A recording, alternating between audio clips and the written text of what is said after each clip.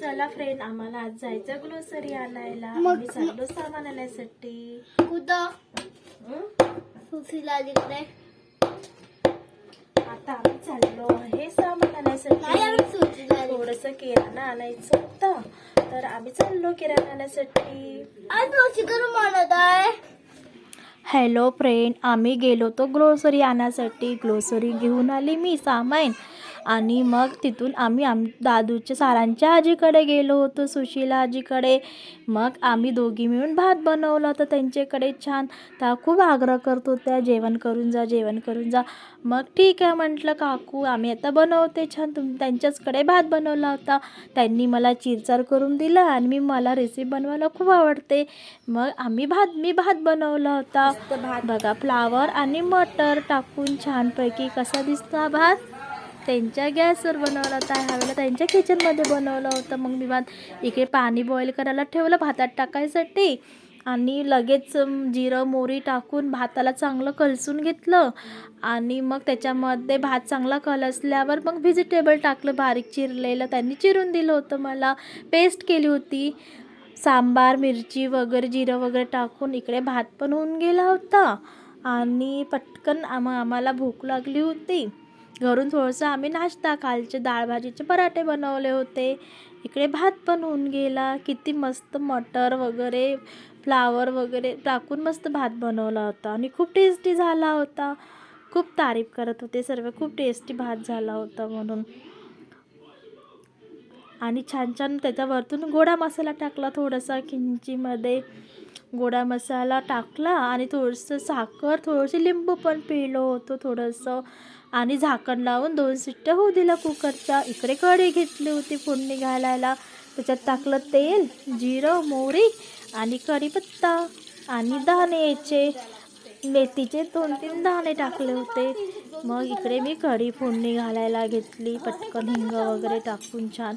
कढी पण झाली आणि मसाले पण भात झाला, आणि आम्ही सर्वांनी मस्तपैकी जेवण केलं त्यांच्या घरी मिळून मस्तपैकी. आणि आजचा दिवस असा गेला, संडेचा दिवस. मग सामान घेतलं, आणि बघा मी फोडणीच घालत होती कढी वगैरे छान. मला काकू म्हणत होते छान लाल होऊ दे लसण, म्हणून मी मग लाल होऊ दिलं. बघा छान लाल. आणि मग टाकले बेसन वगैरे घोटून कढीत केली. अशा प्रकारे फोडणी घेतली कढीची. त्याला मी हलवत होती, थोडंसं छान घट्ट झाली होती कढी. अशा प्रकारे कढी आणि मसाले भात बनवला होता संडे स्पेशल. मीठ टाकायचं आहे ना.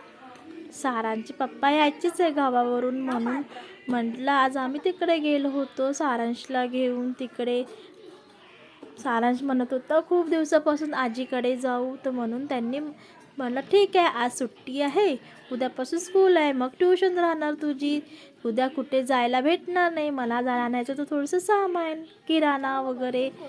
किराणा म्हणजे मला साबणी वगैरे संपल्या होत्या, त्या आणायचं होतं. मग मी घरी आली छान. मग आता किराणा लावत होती. बघा मी किराणामध्ये काय काय आणलं. हे हार्पिक आणलं होतं, ते 2 मी घेऊन आलं, तर मला 2-3 महिने वगैरे पुरता. लायसॉन वगैरे घेऊन आली होती पोछ्यात टाकायसाठी वगैरे. हे कॉईन ते आणलं होतं पुसायला वगैरे. सारांसाठी शॅम्पू, डेटॉलची बॉटल, आणि कॉफी, आणि कोकोनट ऑइल. हे साबणी कपड्यांच्या वगैरे. हे आंघोळीच्या साबणी, डव, बोरोप्लस, आणि घासण्या घेऊन आली होती. 2च आणल्या होत्या, जास्त नाही आणल्या, मग खूप पडून राहतात. तर माझ्यासाठी सामान, बोरोप्लस, वॅसलीन. अशा प्रकारे मी थोडासा किराणा घेऊन आलो होतो. आणि घरी आली, थोडंसं सामान लावून दिलं, आणि सारांचा घेतला होता अभ्यास. त्याला मी सांगत होते ट्रान्सपोर्ट ह्या चार्ट घेतला होता मी, मागेच घेतला होता. याच्यामध्ये खूप युजफुल आहे, आणि मला तो खूपच आवडला.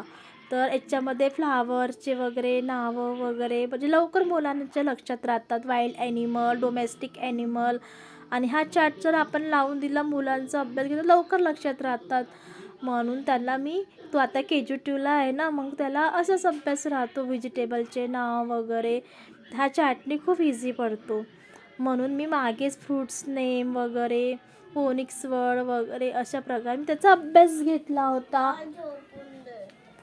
त्यामुळे आजचा असा तर ब्लॉग इमोशनल वगैरे टोनिंग मुलांचं प्रकारे. कसा वाटला आजचा ब्लॉग? आवडला असेल तर लाईक करा, शेअर करा आणि मला कमेंट्स पण करत जात जा. छोट्या मुलांसाठी हा खूप युजफुल आहे हा चार्ट. चला मग आजचा ब्लॉग संपला. Sunday blog. Bye bye.